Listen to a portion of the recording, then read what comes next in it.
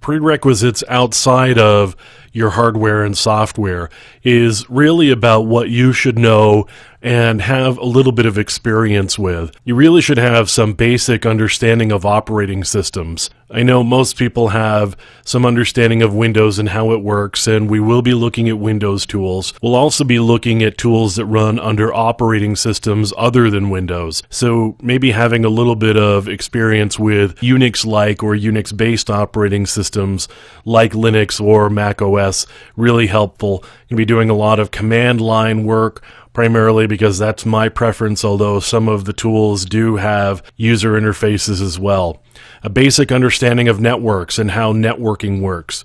As we're going to be going through this, we're going to be communicating a lot over networks and doing a lot of network transmission, so having a basic understanding of networks is really helpful. You should also have a grasp of security testing techniques. So the purposes of ethical hacking.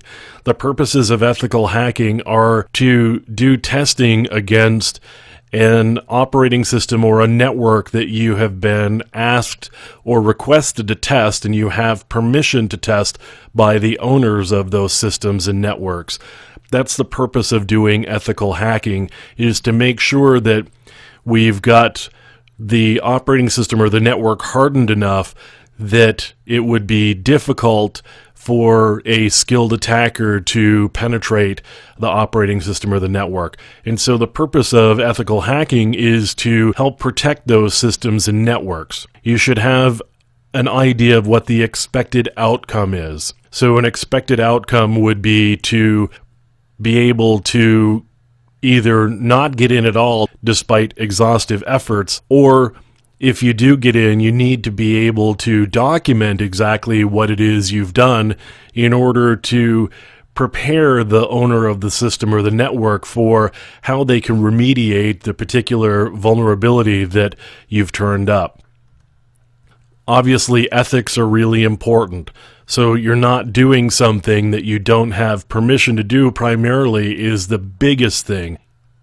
Doing something that you don't have permission to do and testing networks that you don't have permission to test is frankly just illegal. So something you want to stay away from is not playing around with systems and with networks that you don't have explicit permission to do some testing on. So that's really important, and that's a big part of doing ethical hacking is just simply being ethical.